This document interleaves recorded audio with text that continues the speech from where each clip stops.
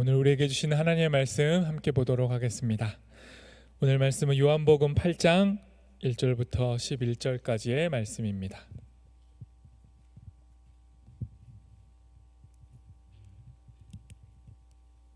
요한복음 8장 1절부터 11절까지의 말씀, 저 여러분이 한 절씩 교독하고 마지막 절 함께 읽도록 하겠습니다. 제가 먼저 하나님 말씀 읽습니다. 예수는 감난산으로 가시니라.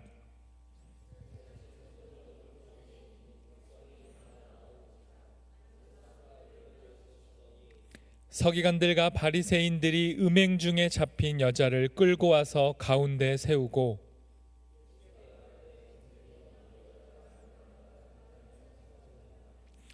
모세는 율법에 이러한 여자를 돌로 치라 명하였거니와 선생은 어떻게 말하겠나이까?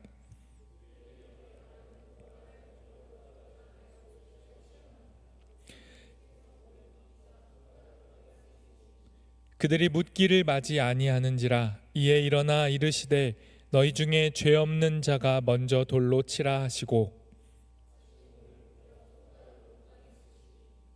그들이 이 말씀을 듣고 양심의 가책을 느껴 어른으로 시작하여 젊은이까지 하나씩 하나씩 나가고 오직 예수와 그 가운데 섰는 여자만 남았더라.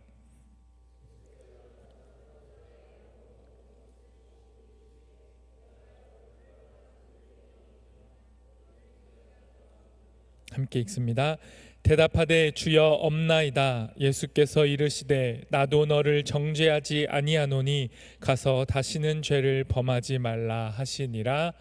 아멘. 기다리며 읽기. 오늘 대림절 두 번째 주일입니다. 기다리며 읽기라는 제목으로 하나님의 말씀을 나누고자 하는데요, 지난주에는 예수님을 기다리는 자세, 어떤 자세를 나눴죠? 예수님을 기다리는 자세, 깨어있음에 관한 말씀을 나눴습니다. 대림절 첫 번째 주일에 깨어있자 이런 말씀을 나눴고, 그 깨어있음을 몸으로 실제적으로 실천하자고 했습니다.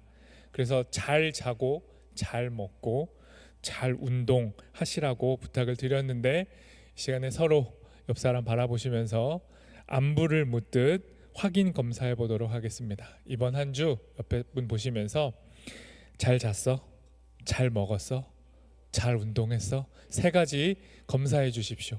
그리고 너무 엉망이다, 이 사람 진짜 목사님 큰일 날 것 같아요, 이런 사람 있으면 개인적으로 카톡을 해주시기 바랍니다. 제가 개인 점검해 가지고요, 죽어가는 사람을 살려야죠. 잘 안 자고 잘 안 먹고 운동도 안 했다면 거의 반 죽어 있는 거잖아요. 살려야 됩니다. 서로 깨워주시고, 이번 주에 실패했다면 다시 하십시오. 저는 거의 매일 실패하거든요. 근데 매일 눈 뜨면 다시 다짐해요. 또 안 될 거 알지만 그래도 합니다. 계속해 가는 거죠. 서로 격려하면서 깨어 있으면 좋겠고요. 오늘은 예수님을 기다리는 두 번째 주일에 두 번째 기다림의 자세를 한번 나눠보고자 하는데, 그건 읽기라는 겁니다. 읽기. 뭘 읽죠? 뭔가 글자를 읽는 행위도 읽기고, 더 좀 깊게 들어가 보면 글자가 품고 있는 상황을 읽는 거잖아요. 그 상황 안에 담긴 감정을 읽는 거예요. 또 더 들어가면 그 상황 안에 담긴 생각, 느낌, 의미를 읽는 거죠. 그러니까 모든 읽기는 사실은 결국 그 글이 담아내고 있는 생명, 존재, 사람을 읽어내는 일입니다. 그래서 사람을 너무 사랑하셔서 사람이 되신 예수님, 이 예수님을 우리는 성경을 통해 읽어요. 그리고 삶을 통해 예수님을 만나고 또 예수님을 기준으로 서로를 읽어내는 겁니다. 그러니까 예수님을 기다린다는 건 읽기예요. 우리는 무언가를 읽으면서 사는 거예요. 그래서 오늘 이 시간 서로를 읽는 것, 예수 그리스도를 읽는 것, 그것이 무엇인지 살펴봤으면 좋겠습니다. 제가 그 묵상에 관한 양육을 할 때 이제 설명을 드렸던, 인용했던 그 글이기도 한데요, 스티븐 크라센, 굉장히 유명한 분인데, 이분이 읽기혁명이라는 책에서 이런 글귀를 이런 말을 합니다. 읽기는 언어를 배우는 최상의 방법이 아니다.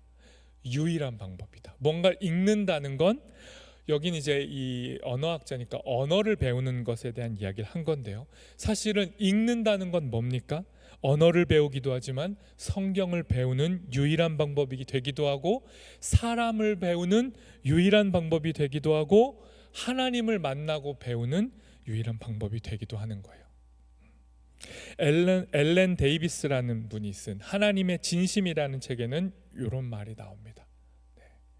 이런 얘기입니다. 성경을 통해 하나님과 관계 맺는 비법이 있다면 그것은 아마도 책장을 천천히 넘기는 일일 것이다. 여러분, 책장을 천천히 넘긴다는 게 뭐예요? 글을 읽는 건데 그냥 단순히 빨리 읽는 게 아니에요.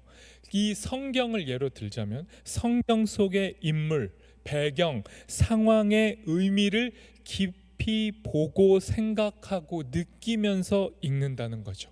그렇게 읽을 때 뭘 한다고요? 하나님과 관계를 맺어요. 디모데후서 3장 16절 말씀도 한번 보도록 하겠습니다. 이건 같이 읽어보도록 하겠습니다. 모든 성경은 하나님의 감동으로 된 것으로 교훈과 책망과 바르게 함과 의로 교육하기에 유익하니. 우리가 읽는다고 할 때 기독교인으로서 텍스트는 일단 성경이잖아요. 근데 이 성경에 관한 가장 유명한 구절에 저 하나님의 감동으로 됐다라는 저 감동이 다른 번역은 어떻게 되냐면 호흡이에요. 그러니까 모든 하나님의 말씀은 하나님의 호흡으로 이루어진 거죠. 근데 여러분, 호흡이라는 거 익숙합니다. 창세기에도 등장해요. 하나님이 사람을 지으실 때 사람의 코에다가 하나님의 호흡을 불어넣으셨어요. 그러니까 하나님의 감동이라는 것, 하나님의 호흡이라는 건 사람을 살리고 사람을 만들고 창조하는 거예요. 그런데 그 호흡이 성경 안에 담겨 있다는 거죠. 그러니까 성경을 읽는다는 건 빠른 호흡으로 읽으면 안 돼요. 빠른 호흡으로 읽을 때도 있지만 정말 성경을 통해 의미를 발견하고자 한다면 성경 안에 담긴 하나님의 호흡의 템포에 맞춰서 우리의 호흡도 느리게, 천천히, 깊게 책장을 넘겨야 돼요. 그렇게 마주하는 그 하나하나의 글자와 생명과 존재를 대면할 때 우리는 하나님을 만나는 거예요. 우리가 성경을 읽을 때 성경이 우리를 읽기 시작하는 거죠.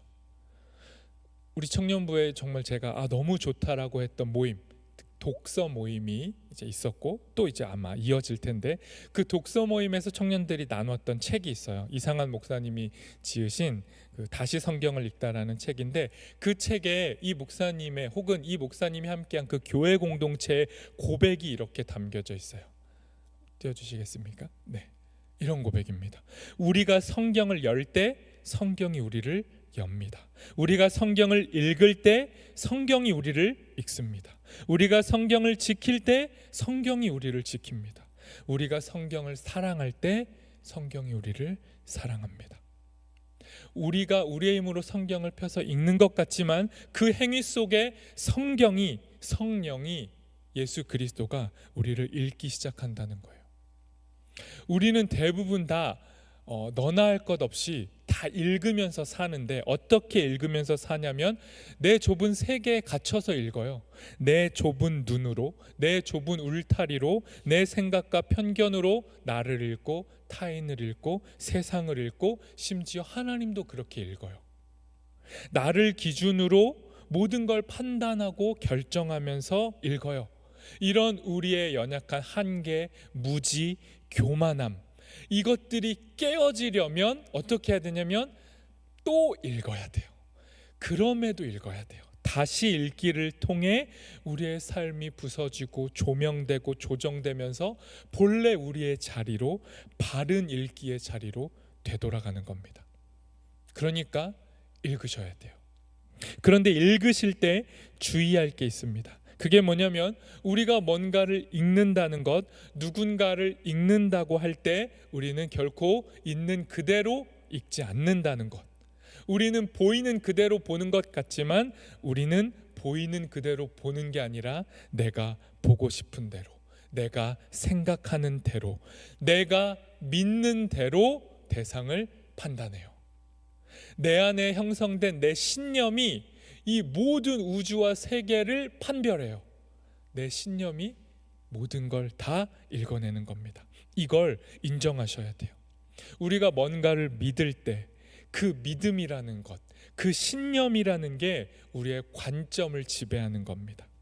그 믿음과 그 신념에 기반해서 우리의 감정이 발동돼요.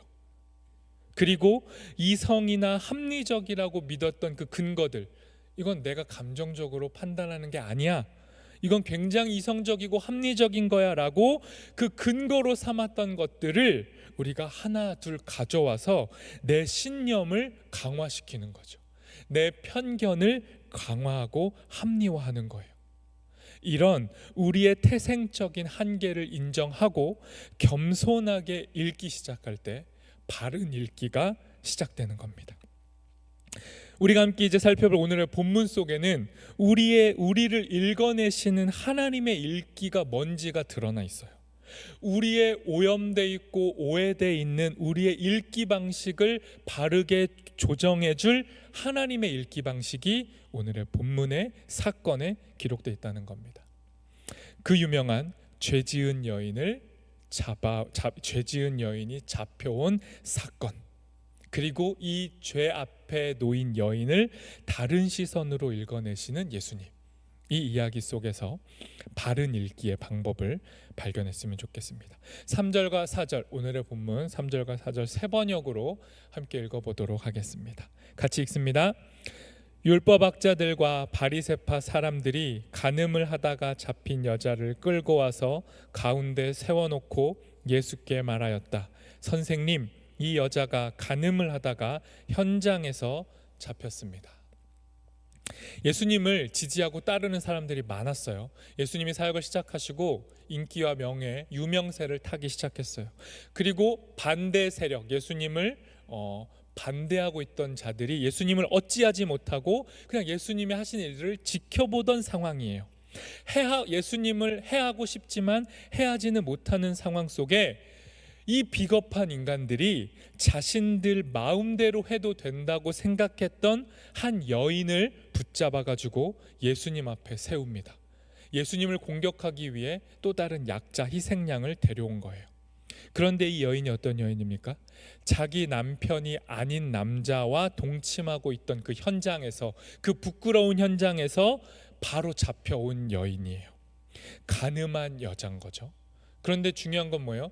남자, 같은 범죄를 저질렀던 남자는 잡혀오지 않았어요. 이 부분에 대해서 굉장히 침묵하죠. 이걸 통해 알 수 있는 게 뭡니까? 매우 의도적으로 이 사람들이 이 죄를 선별해가지고, 죄를 뽑아가지고 죄를 극복하고 용서하고 화해를 하기 위한 심판이 아니라 이 정죄의 도구로 삼으려고, 예수님을 쓰러뜨리기 위한 도구, 수단으로 이 여자를 이용하고 있다는 걸 보여주는 거예요. 이 여인의 죄로 인해서 자신들의 죄는 가리려고 한 거죠. 또 다른 죄를 범하고 있는 이 죄, 이 여자를 잡아온 이 남자들의 죄를 가리고 또 다른 악을 만들어내는 이 악의 연쇄 반응이 일어나고 있는 이 현장에서 예수님은 새로운 읽기가 무엇인지를 이제 시도하시는 겁니다. 5절 말씀도 한번 보도록 하겠습니다. 같이 읽습니다. 모세는 율법에 이러한 여자를 돌로 치라 명하였거니와 선생은 어떻게 말하겠나이까? 사람들이 이렇게 묻는 거예요. 의도를 가지고, 예수, 당신이 죄인이 분명한 이 여인을 당신은 어떻게 읽어낼 겁니까? 당신은 이 여자를 어떻게 읽어낼 겁니까? 우리가 볼 때 이 여자는 무조건 죄인인데 당신은 어떻게 읽을 겁니까? 이렇게 질문을 하는 거죠. 질문을 하지만 질문의 형식으로 예수님을 시험하는 거예요. 이 질문 앞에서 지혜로운 예수님은 이런 이 궁지에 몰린 상황에서 가장 지혜로운 자들이 택하는 방식은 바로 대답하면 안 됩니다.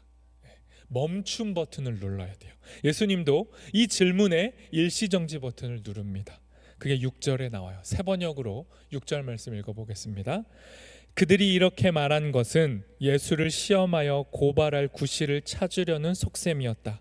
그러나 예수께서는 몸을 굽혀서 손가락으로 땅에 무엇인가를 쓰셨다. 감정이 이성을 지배한 상황이에요. 이들의 신념, 죄인은 죽어 마땅하다. 죄인은 내가 함부로 할 수 있다는 우월한 의식 속에, 그 신념 속에 사로잡혀 있는 이 상황, 적대와 경쟁과 악이라는 감정이 마구 표출되고 있는 이 상황에서 겉으로는 합리적이고 이성적인 율법을 근거로 가져와서 어떻게 해석할 겁니까? 옳고 그름에 대한 기준을 한번 내세워 보십시오라고 예수님을 시험하고 있는 이 사람들, 자신들의 속내는 감추이고 겉으로는 올바른 이야기를 하는 것처럼 보이는 이들에게 예수님은 바로 반응하지 않고 주의를 환기시켜요. 흥분한 사람들의 그 흥분을 다운시키는 겁니다. 그리고 땅에 뭔가를 쓰신 거예요. 이 여자는요, 자신의 남편이 아닌 다른 남자와 동침했고 부끄러운 현장에서 현행범으로 잡혀온 거예요. 그리고 이 여자를 잡아온 사람들은 현장에서 붙잡혔기 때문에 이 여자를 읽을 때 어떻게 읽었냐면 죄인으로 읽었어요. 다른 읽기는 불필요한 거예요. 그냥 죄덩어리죠. 이 여자는 죄인. 죄 지은 남자는 어떻게 했는지 빼버렸고 그냥 죄라고만 읽었어요. 이 당시 이 사회가 인정하고 있고 율법이 인정하고 있고 이 당시에 통념이 정한 당연한 기준, 간음한 여자는 죄인이다. 이 확고한 기준을 가지고 죄를 읽어낸 거죠. 바르게 읽었어요. 간음한 여인 죄 맞습니다. 죄 지은 겁니다. 그런데 이 사람들이 놓치고 읽어내지 못한 게 있어요. 그게 뭐냐면 죄는 읽었는데 죄를 지은 사람, 이 사람이라는 더 큰 문맥과 맥락은 놓친 거예요. 그냥 죄만 본 겁니다. 7절 말씀 새 번역으로 읽어보도록 하겠습니다. 같이 읽습니다. 그들이 다그쳐 물으니 예수께서 몸을 일으켜 그들에게 말씀하셨다. 너희 가운데서 죄가 없는 사람이 먼저 이 여자에게 돌을 던져라. 예수님은 땅에 계속 쓰셨는데 사람들이 계속 예수님을 압박하는 거예요. 당신은 어떻게 읽을 거예요? 당신은 뭐라고 할 겁니까? 그랬더니 예수님이 뭐라고 해요? 너희 중에 죄 없는 자가 돌로 쳐라. 율법이 틀렸다 이렇게 말씀하신 게 아닙니다. 너희가 율법을 제대로 읽었다면, 너희가 율법을 바르게 독해했다면 율법을 통해 너희 모두가 죄인이라는 걸 읽어냈을 텐데 너희는 율법을 바르게 읽지 않았다 라고 말씀하시는 겁니다. 율법을 하나님의 읽기 방식, 하나님이 율법을 주신 이유, 너희 모두의 숨겨진 죄를 보아라 라는 하나님의 읽기 방식으로 읽지 않고, 내 죄를 읽지 않고 타인의 죄를 발견하고 타인을 정죄하는 도구로 사용하고 있는 이들의 죄를 짓고 있으면서도 죄인 줄 모르는 이들의 잘못된 읽기 방식을 향해 예수님이 말씀하신 거예요. 다르게 읽어야 돼. 너희가 선과 악이라고 읽고 있는 그 이분법, 사랑과 용서는 놓치고 있는 너희의 오만함과 무지함을 읽어내야 돼 라고 말씀하신 겁니다. 여러분, 예수님이 지금 이 실제 서 있는 자리도 그렇고 예수님이 우리 가운데 찾아오시는 자리도 그렇고 예수님은 언제나 선과 악, 이 선명한 이분법 그 사이에 서세요. 예수님은 난 선이야, 절대 선, 너흰 절대 악 이러는 분이 아니고요, 선과 악 사이에 서 계시는 분이 예수님이에요. 그런데 우리는 어떤 오해를 하죠? 예수님 하나님은 선, 사탄은 악, 이렇게 이분법으로 다 규명할 수 있다고 믿어요. 세상을 그렇게 쉽게 읽어버리려고 해요. 그런데 여러분, 엄밀한 의미에서 기독교는요 이분법의 종교가 아니에요. 하나님은 선, 사탄은 악, 이런 논리는 기독교의 논리가 아니에요. 기독교의 옷을 입고 있지만 점차 기독교를 이탈하고 있는 신앙 집단들이 붙잡는 게 뭐냐면 선악의 대립이에요. 그래서 그들이 자주 쓰는 말이 뭐예요? 영적 전쟁. 영적 전쟁 좋은 말이죠. 그런데 과도하게 사탄을 강조하고 그 사탄 때문에 세상이 어그러져 있고, 심지어 사탄 때문에 아픈 거야. 감기도 귀신 때문이야. 병들고 화나고 분노하는 것도 너희 안에 귀신이 들어서 그래 라는 이런 논리로 사람들을 사로잡아요. 그리고 그 귀신과 싸우는 것이 기독교의 본질인 것처럼 오도해요. 이런 거 잘하는 게 이제 이단 사이비 종교인데, 이번 주에 2번이나 청년들이 저에게 의미가 있다고 저는 생각했어요. 2번이나 다락방에 대해서 물어왔어요. 다락방이라는 이 집단은 뭡니까? 뭐 강서구에 가면 엄청 큰 교회가 있거든요. 예은교회라고. 뭐 이런 교회 청년들 막 가니까 자기 친구도 가고, 그래서 이 교회 뭔지 막 좀 조사하다 보면 이 다락방이라는 막 문구가 뜨니까 질문한 거예요. 이게 뭡니까? 다락방 여러 의미로 설명할 수 있고요. 어느 교단에선 이단으로 규정됐고, 어느 교단에서는 위험한데 뭐 살펴보자, 다양한 의견들이 있는데 그냥 이렇게 정리할 수 있습니다. 다락방과 같은 신앙 집단들은요, 귀신을 거의 하나님만큼 강조해요. 그래서 귀신과 사탄이 마치 자기 마음대로 사람들을 현혹하고 지배할 수 있는 것처럼, 그렇게 인간의 모든 아픔과 질병과 고통이 다 사탄 때문이라고 읽어버리는 겁니다. 그러니까 여기에는요, 복음이 들어갈 수가 없어요. 우리가 이 교회가 함께 묵상하고 있는 욥기, 지금 묵상하고 있는 이 욥기는 이 귀신론 안에 들어갈 수가 없어요. 귀신론이라는 신념 속에 욥기는 들어갈 수 없어요. 다시 말해, 이유를 알 수 없는 고난과 고통과 아픔도 이 땅에 존재하는데, 하나님이 혹은 사탄이 우리를 넘어뜨리는 이유가 아니라, 이유를 알 수 없는 아픔들이 존재하고 그 모호함과 해석이 불가능한 영역 속에 괴로워하고 있는 이 시대의 수많은 욥들이 있는데, 이 욥들은 이런 교회, 이런 신앙 집단에서는 읽혀지지가 않아요. 완전히 외면돼 버립니다. 욥의 이런 답답함과 억울함과 슬픔과 고통을 그 교회, 그 신앙 집단은 대변해 주지 못해요. 그래서 위험한 곳이 되는 겁니다. 가면 안 돼요. 우리는 우리의 이 이유를 알 수 없는 아픔의 소리까지도 품어내시고, 우리의 항변도 기도로 들으시는 그 예수 그리스도의 복음 앞으로 나가야죠. 이 복음으로 살아가는 곳에서 함께 신앙생활해야 됩니다. 예수 그리스도께서 짊어지신 십자가를 통해 욥과 같은 고난까지도 짊어주신 그 예수님 앞으로 나아가는 게 우리예요. 그런 곳에서 신앙생활하는 게 바른 신앙생활이 되는 거죠. 정리해보면, 예수님은 사탄의 저주 때문에 죽으신 것도 아니고, 사탄과의 영적 전쟁에서 패배해서 죽으신 게 아니에요. 선과 악이 뒤엉켜버린 이 어둠의 그림자 속에 묶인 채로, 어떻게 말해야 할지 모르는 채로 살아가는 우리에게 찾아오셔서 우리가 짊어졌어야 할 그 죄값을 친히 스스로 대신 짊어지시고 십자가에서 대신 지불해 주신 예수님을 믿는 거예요. 그 예수님을 읽는 거예요. 그 예수님으로 성경을 읽는 거예요. 이게 우리가 읽어야 할 바른 읽기입니다. 예수님은요, 이 현장에 간음으로 잡혀온 여인, 선악의 이분법에서 악으로 규정된 이 여인, 그래서 도망칠 수 없는 이 여인, 그리고 선악의 이분법으로만 세상과 사람을 읽어내고 있는 이 어리석은 인간들을 위해 다시 땅에 엎드려서 바닥에 뭐라고 쓰십니다. 8절 말씀 세 번역으로 다시 읽어보겠습니다. 같이 읽습니다. 그리고는 다시 몸을 굽혀서 땅에 무엇인가를 쓰셨다. 예수님의 이 행동에 의미가 있겠죠. 저는 이렇게 해석해 봅니다. 예수님은 지금 다시 읽으라고 쓰신 거예요.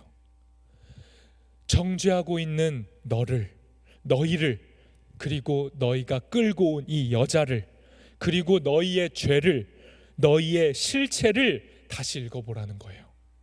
예수님이 땅에 쓰신 그 글씨를 보며, 그 글자들을 보며 너희 자신을 다시 읽어보라는 겁니다. 율법을 파괴하고 있고 율법을 지금 어기고 있는 게 아니에요. 율법의 시작이자 율법의 완성이 되시는 예수님께서 율법을 읽는 새로운 방식을, 설명서를 땅에 기록하신 거죠. 이 죄 때문에 잡혀온 여자 앞에서, 죄를 범한 여자 앞에서, 그리고 이 죄를 범한 여자를 앞에 세워놓고 자신들은 뒤에 숨어서 자신들의 죄를 숨기고 있는 이 비겁한 남자들 앞에서, 그리고 하늘에서 이 땅에 내려오신 예수님께서 몸을 굽혀서 땅 바닥에다가 우리의 영혼의 한 복판에다가 율법의 본심, 율법의 진심, 하나님의 본래의 뜻을 기록하신 거예요. 그럼 진짜 구체적으로 뭐라고 썼을까요? 수많은 신학자와 사람들이 상상도 하고 연구도 해봤는데 뭐라고 썼는지 아무도 밝혀내지 못했습니다. 그런데 여러분, 뭐라고 썼는지 그 내용은 모르는데 이 시간 저와 여러분이 상상해 봤으면 좋겠어요. 예수님은 이 여인을 앞에다가 던져놓고 자신들은 깨끗하고 떳떳하다고 고개를 딱 들고 있는 그 사람들의 한 명 한 명의 죄를 쓰고 지우고 쓰고 지우고를 반복하셨을 수도 있죠. 그런데 누구의 죄인지 이름은 쓰시지 않고 지금 이 여자를 앞에다 놓고 바닥에 뭘 쓰시는지를 보고 있는 그 사람들이 자기만 알고 있는 그 죄, 다른 사람은 모르는 숨겨진 그 죄를 이름은 쓰시지 않고 예수님이 죄의 목록만 쓰셨을 수 있어요. 그리고 그 목록을 읽은 사람이 뜨끔했을 때 목록을 지우고 다음 사람의 죄의 목록을 쓰시고 또 지우고를 반복하셨을 수 있습니다. 현장에 붙잡혀 와서 사람들이 쳐놓은 그물에 걸려서 실제로도 거의 벗겨진 채로 지금 공개 처형을 받고 있는 이 여자, 사실은 돌로 지금 치진 않았지만 인격 사형이 집행되고 있는 거예요. 이 현장은. 그런 현장 속에 이 여인 앞에서 예수님이 바닥에 쓰신 글자는 처형되어야 할 여인은 이 여인만이 아니라 이 여인을 죄인이라고 고발하고 있는 너희 모두가 똑같이 처형돼야 한다라고 깨달을 수 있도록 바닥에 심판문을, 선고문을 작성했을 수 있는 것이죠. 그렇게 예수님이 한 사람 한 사람의 죄를 쓰고 그들이 읽게 하시고 다시 지우고 또 읽어보게 하시고를 반복하셨을지도 모르는 거예요. 옳고 그름을 따지기를 좋아하고 그 옳고 그름의 그림자에 나의 죄는 숨기는 것, 그런 우리의 삶을 예수님께서 땅에 쓰신 그 글자, 땅에 쓰신 그 행위를 통해 우리의 실체를 드러내는 겁니다. 예수님은 하나님의 능력을 가지신 분이잖아요. 예수님이 땅바닥에 쓰신 그 내용은 하나님의 능력을 드러낸 겁니다. 진짜 악이 무언지를 드러내신 거예요. 그리고 진정한 악을 이기는 힘이 무엇인지도 기록하신 겁니다. 죄를 짓지 않게 하는 힘이 뭔가, 죄를 죽이고 죄 지은 사람은 살리는 힘이 무엇인가, 그것을 바닥에 새기셨어요. 그 내용을 압축하면 다른 것 아닙니다. 사랑이겠죠. 예수님은 바닥에 죄를 드러내시면서 동시에 죄인은 살리시는 사랑을 기록하신 거예요. 죄가 무엇인지 분명히 드러나게 하시고 드러내시면서 동시에 그 죄인을 모멸하거나 죽이시는 게 아니라 용서하시고 그 죄인의 죄는 지우고 기억하지 않겠다는 하나님의 용서와 용납을 땅에 기록하신 겁니다. 그리고 그 땅에 기록하신 방식대로 우리를 읽어내시는 분이 예수 그리스도예요. 그러니 돌을 딱 하나씩 들고 준비해 와서 당장 이 여자를 돌로 치려 했던 이 사람들, 그리고 사실 그들이 손에 들었던 돌은 이 여자를 향한 것이지만 원래 궁극적으로는 예수님을 쳐 죽이고 싶었던 거예요. 자신들의 경쟁 상대, 자신들의 권위와 유명세를 빼앗아간 예수님을 돌로 치고 싶었던 것이죠. 그렇게 돌을 들고 죄를 향해 던짐으로 죄를 박살낼 수 있다고 믿었던 그 사람들에게 예수님이 자신의 행위로 말씀하시는 겁니다. 그 돌로 죄를 깨트릴 수 없다. 너희가 던지는 돌로는 죄 지은 사람을 피 흘리게 하고 죽일 뿐이다. 정확히 말씀하셨어요. 그리고 그 죄를 없애는 방법으로 친히 자신이 모든 돌에 맞겠다.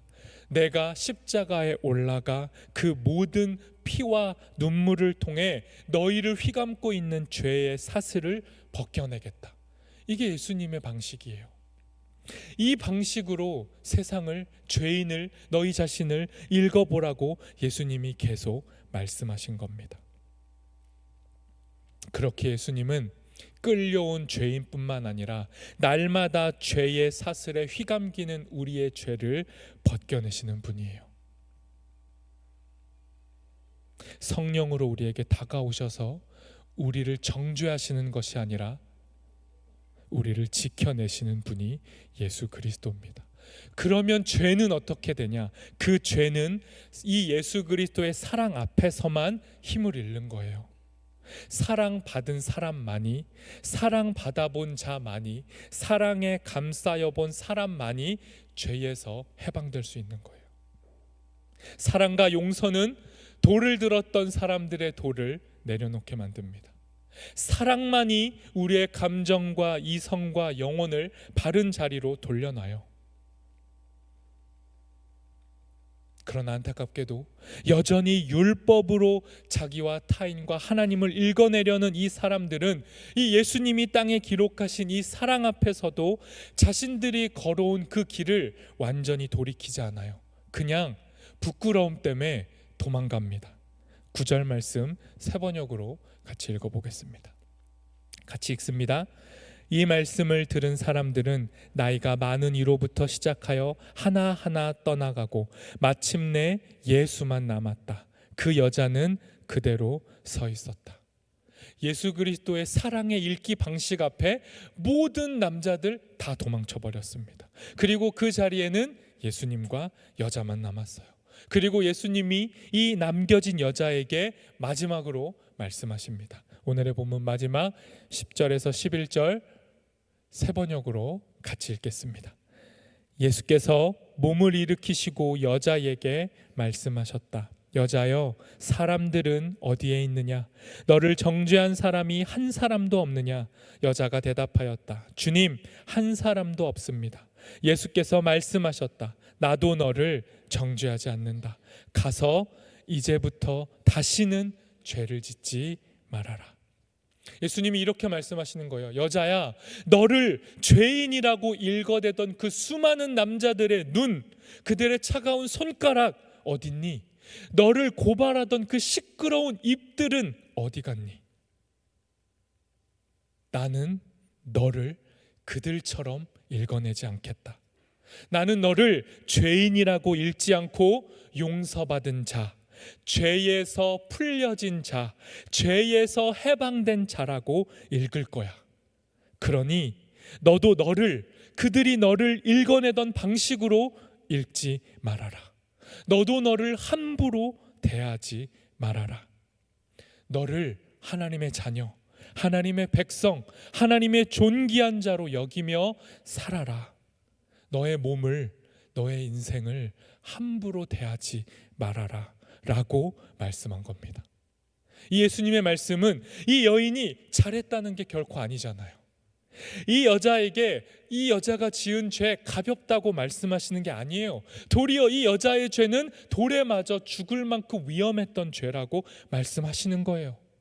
혹은 아니야, 우리 다 죄인이잖아. 그러니까 함부로 다른 사람의 죄에 돌을 던지지 말자. 죄를 너무 고발하지 말자. 죄에 대해서 구체적이고 심각한 그 죄성에 대해서 흐릿한 태도를 갖고 넘어가자. 이런 말씀하는 건 더더욱 아닌 거잖아요. 용서라는 건 죄를 가볍게 여기는 게 아닙니다. 용서는 반대로 죄를 무겁게 여기는 거예요. 그 무거운 죄를, 그 누구도 용서할 수 없는 죄를 하나님만이 용서할 수 있음을 고백하는 거예요. 이 여인을 용서하시기 위해, 이 여인이 저지른 부끄러운 죄를 없애시기 위해 예수님은 당신의 생명을 지불하셨어요. 예수님의 생명을 지불하지 않고서는 이 여인의 지은 죄, 우리가 짓는 죄를 이길 힘이 없습니다. 예수님의 생명값이 죄에 대한 값이에요. 그러니 죄는 결코 가볍지 않죠. 그러나 예수님이 뭐라고 말씀하십니까? 이 죄를 위해 자신의 생명을 내어주심으로 우리를 사랑하시고 용서하셨음에도 우리가 여전히 누군가를 정죄하고 있다면, 우리가 여전히 나의 죄를 보지 않고 타인의 죄와 허물에 집중하고 그를 심판하는 자리에 다시 선다면 예수님은 우리에게 말씀하시는 거예요. 너는 잘못 읽고 있다. 내가 너에게 보여준 건 그의 죄를 선명히 보라고 보여준 게 아니라 너의 죄부터 선명히 보라고 대신 죄값을 지불했다라고 말씀하시는 거죠. 여러분, 오늘 우리가 읽은 이 본문의 갈등, 죄에 대한 다른 해석, 죄인에 대한 다른 방식들, 이게 곧 전쟁인데 이 전쟁은 지금도 이어지는 거예요. 우리 안에서, 교회 안에서, 사회 안에서, 국가 간의 전쟁은 이어집니다. 서로가 뭐라고 말하죠? 내가 옳다. 옳다고 하는 근거도 다 각각 준비해 와 있어요. 서로가 서로의 옳고 그름을 주장합니다. 그런데 그 옳고 그름을 주장하는 그 강력한 주장 밑에 뭐가 있습니까? 전에 받았던 상처, 상실, 분노라는 감정이 우리의 모든 판단을 지배하는 거예요. 내가 예전에 공격받았던 그 공격으로 다른 이를 공격하는 겁니다. 서로 공격을 주고받는 걸 반복해요. 이렇게 서로를 공격적으로 읽어내는 게 전쟁이에요. 우리 모두는 전쟁 중이잖아요. 돌을 던지거나 돌에 맞거나를 반복해요. 그 누구도 돌과 돌 사이에 서지 않아요. 내가 돌에 맞기 싫으니까 누군가에게 돌을 던지죠. 이 악순환의 가장 큰 피해자가 누굽니까? 우리예요. 우리가 돌 들고 옳고 그름을 명확하게 가름할 때 그 가름이 우리에게 돌아온다고요. 이 죄의 악순환의 고리를 끊어내는 건 예수 그리스도의 사랑과 용서죠. 서로가 자신의 의로움을 앞세우고 칼을 세울 때 예수님은 다른 말하기 방식을 자신의 삶과 몸으로 보여주신 거예요. 예수님이 보여주신 용서와 사랑은 가볍거나 낭만적이지 않아요. 양비론도 아니에요. 예수님은 십자가를 지셨습니다. 죄를 소멸하시기 위해 자기 생명을 지불하셨어요. 예수님만 죄에 대한 대가를 지불할 수 있어요. 그러니 여러분, 우리가 취해야 할 읽기 방식은 뭡니까? 예수님이 취하신 그 죽음의 방식. 사랑으로 인해 나와 이웃과 세상을 다시 읽어내는 이 읽기의 방식으로 살아가야 한다고 우리에게 말씀하시는 겁니다. 말씀을 정리할 텐데요. 우리가 4주간 동안 기다리잖아요. 대림절 기간 동안. 그리고 어떻게 기다릴지 그 자세에 대한 이야기를 하는 거예요. 그런데 여러분, 사실 우리는 4주만 기다리면 되는 게 아니라 이 4주를 얼마만큼 반복해야 할지 모르는 긴 시간을 기다려야 돼요. 그러니 이 긴 시간을 기다리고 살아낼 때 우리에게 요청되는 삶의 자세가 뭡니까? 신중하게 읽자. 깊고 넓게 읽자. 성경을 깊고 넓게 읽어보자. 맥락과 문맥을, 사람을 헤아려 보자. 그리고 그 안에서 예수 그리스도가 보이신 용서와 사랑을 읽어내자. 그렇게 읽을 때 우리는 길고 긴 시간을 바르게 기다릴 수 있어요. 성경을 읽는 행위를 통해, 예수 그리스도를 읽는 행위를 통해, 서로를 읽어내는 이 기다림의 행위를 통해 우리는 점점점 예수님을 닮아가는 거예요. 예수님의 완성을 향해 나아가는 거예요. 그러니 여러분, 기다리실 때 조급해하지 마시고, 너무 힘이 빠지지 마시고, 혹은 너무 힘을 줘가지고 읽지 마시고 깊어지고 넓어지고 점점 더 사랑해지는 방식으로 예수님을 서로를 읽어가셨으면 좋겠습니다. 그래서 여러분, 우리 청년부가 했던 독서 모임, 읽는 모임 확장되면 좋겠고요. 1대1 제자훈련 지난주에 다 이제 마쳤습니다. 상반기 하반기 제자훈련 사이에 시행했던 1대1 제자훈련 잘 마쳤는데요. 1대1 제자훈련이 사실은 뭐였냐면 읽는 훈련이었어요. 자기가 원하는 텍스트를 가져와서 읽었단 말이에요. 그거 다 마치고 감사하게도 그 제자훈련 함께한 친구들이 간증문 써줬습니다. 어떻게 나를 읽었고 어떻게 성경을 읽게 됐고 이제 세상을 어떻게 읽을 수 있는지 기록해줬어요. 사실 그 간증문 자랑하고 싶어가지고 오늘 여기 다 간증자로 세워서 이렇게 읽기 시작했습니다. 청년들이 변화됐습니다. 이런 거 하고 싶었는데 부담된다고 해서 참은 겁니다. 그런데 여러분, 이런 읽기의 훈련으로 점점점 제자가 되어가야 돼요. 예수님을 닮아가야 돼요. 오늘 이제 하반기 제자훈련 마지막 날입니다. 이제 마칠 거거든요. 다음 주에 마치네. 다음 주에 마치는데 오늘은 그동안 제자훈련을 통해 배웠던 습득한 읽기 방식, 우리 안에 형성된 관점, 믿음으로 인해 새롭게 형성된 관점을 가지고 영화를 한번 읽어보려고 해요. 그래서 각자가 이제 제가 과제를 내줬거든요. 어떤 영화 보시고 어떻게 읽었는지 이제 에세이를 써서 한번 와달라고 했어요. 그래서 오늘 그런 거 할 겁니다. 그거 공개할 때, 난 이 영화 어떻게 봤습니다고 할 때 한 학기 동안 뭘 배웠는지 다 드러나는 거예요. 영화를 보고 여전히 예전의 방식, 그냥 내가 가진 선입견으로 영화를 봤다면 자기가 어떤 사람인지 그 영화 읽기 방식에 다 드러날 겁니다. 그런데 예수님 때문에 변화된 렌즈가 있어서 예수님의 넓어진 방식으로 그 영화를 봤다면 조금 새로운 이야기들이 나오겠죠. 기대가 됩니다. 어떤 얘기가 펼쳐질지. 여러분의 삶에서 다양한 매체를 접하실 거잖아요. 여러분의 인생에서, 여러분의 일주일에서 하나님이 주신 성경이라는 매체, 이 텍스트를 접하는 시간이 너무 희박하잖아요, 여러분. 그래도 성경을 좀 읽으시고요. 성경만 읽으시는 게 아니라 다양한 매체를 읽으세요.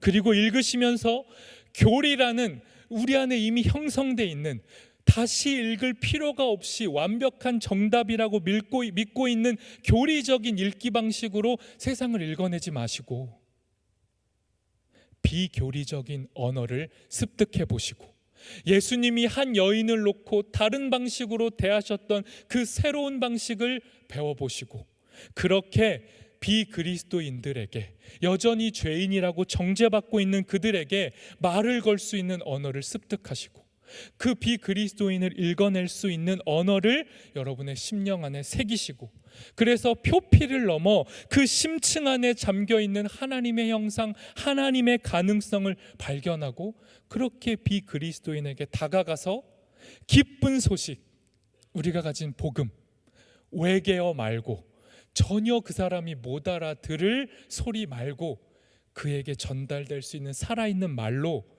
우리가 그 사람들에게 다가갈 수 있었으면 좋겠어요. 그러니 여러분, 대림절 기간뿐만 아니라 우리의 인생이라고 하는 더 큰 대림절 전체의 시간을 잘 읽어내십시오.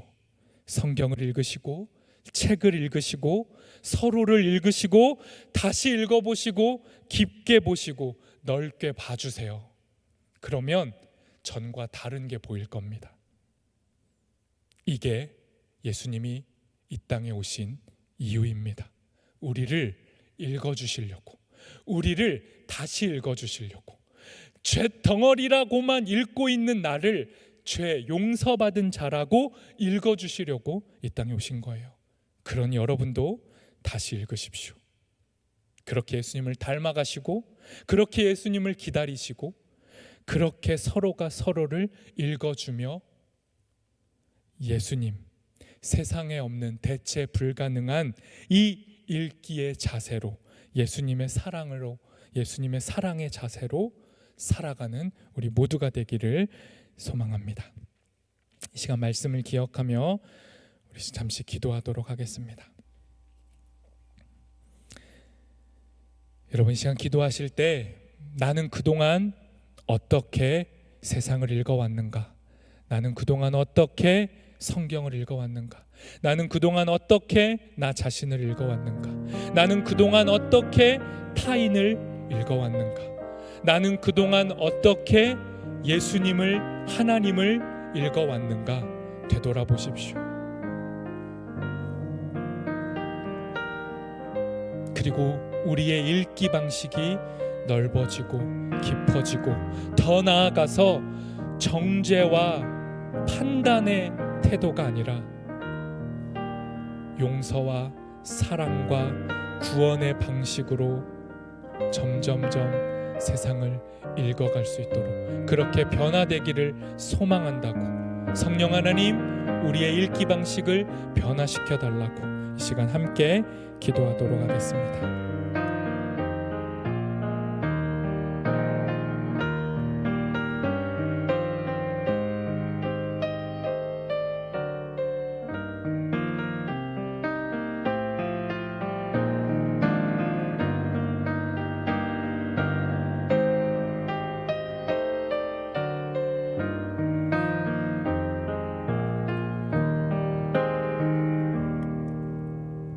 하나님, 오늘도 우리에게 말씀해 주셔서 감사합니다. 살아계신 하나님, 성령 하나님, 우리를 왜 이 땅에 오셔서 우리를 살리시기 위해 자신의 사랑을 바닥에 새기시고 십자가에 새겨주신 예수님, 오늘 우리에게 오셔서 우리 안에 새로운 눈을 뜨게 해주십시오. 하나님을 볼 수 있는 눈, 서로를 바라볼 수 있는 눈, 나 자신을 다시 볼 수 있는 그 눈을 우리에게 허락해 주십시오.